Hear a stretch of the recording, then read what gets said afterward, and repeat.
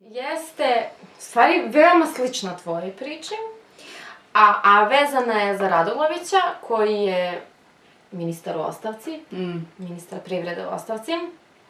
I osvrnula bih se možda malo na njegovo gostovanje pre nekoliko dana kod Olje Bećković u Utisku nedelje, kada je gostovao sa Nebojšom Stefanovićem, potpredsednikom SNS-a, i sa Milanom Ćulibrkom, ekonomskim analitičarom, odnosno novinarem. I tu je bilo, mislim, stvarno je bila nefer borba. Radulović je dominirao. Nebojša se pogubio. A sad ću i da pustim ovaj jedan deo da zajedno poslušamo, pa čisto da prokomentarišemo apropo tih obećanja, nerealnih ugovora, pokretanja naše ekonomije putem investicija koje čekamo kao ozeblog sunca. Onda se samo bavimo demagogijom. I mi sad imamo jednu kompaniju koja je udahnut nov život.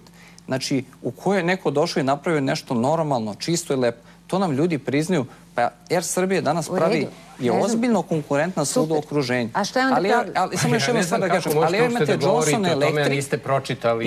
Imate Johnson Electric. Čekajte, ostanimo na Etihadu. Šta je vaš problem? Evo, sad slušamo da sve... A kako možete uopšte pričati o nečemu, niste pročitali ugovor? Pa kaže čovjek da je video delove. Jeste pročitali ugovor? Ja sam nešto video, da. Gde ste videli ugovor? Ne bih govorio o tome, to je državna tajna.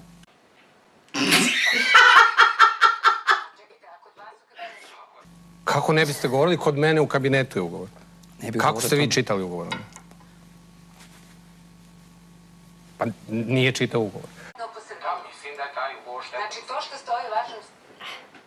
Sad imamo moment gde Nebojša Stefanović govori da su ti ugovori nešto, odnosno da nisu javni zato što je to njima nametnuto od ljudi koji su potpisali ugovor sa druge strane, a to su investitori, i da je to jedan način civilizovanog poslovanja.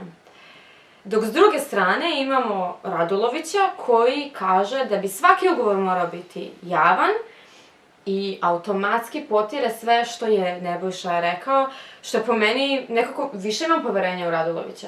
To je čovjek koji... Pa, mislim, znaš, to jebi ga, kapiraš, znači on je basically, pushed out, razumeš, iz vlade i on sad praktično nema šta više da izgubi, razumeš, Ja mogu da vidim razlog zašto bi oni držali taj ugovor tajan, zato što možda postoji nešto u tom ugovoru što bi konkurentima Air Srbije, Etihada i tako dalje, dalo neki, kako da kažem, advantage i tako dalje. Ali sa druge strane, razumeš, to jeste državno vlasništvo i, znaš, to je sada pitanje šta je pametnije za nas. U ovom slučaju najverovatnije, mislim, ne znam, nisam videla ugovor, nemam pojma, ali sigurna sam da u ovom, što se ovoga tiče, to je verovatno zato što je to loš deal za Srbiju, da, sigurno. Ali da li on sad to kao iz svog, kao srca je, znaš, otkriva, nije, brate, nego zato što on sad više nema šta da izgubi, on je ogorčen i... Da, ali on nije morao da nema šta da izgubi. Znači, to što se on doveo u poziciju da nema šta da izgubi, to je isključivo njegov izbor. On je mogao da prosto se ponaša po načelima vladajuće koalicije i da ostane na mestu na kojem je bilo namenjeno, zbog koje je doveden kao nestranačka ličnost.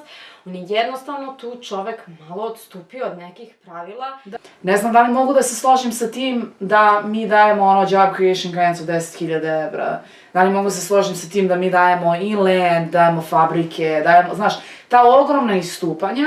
I sada mi njima dajemo jedan jedini uslov da oni moraju da ostanu u Srbiji 10-15 godina koliko god.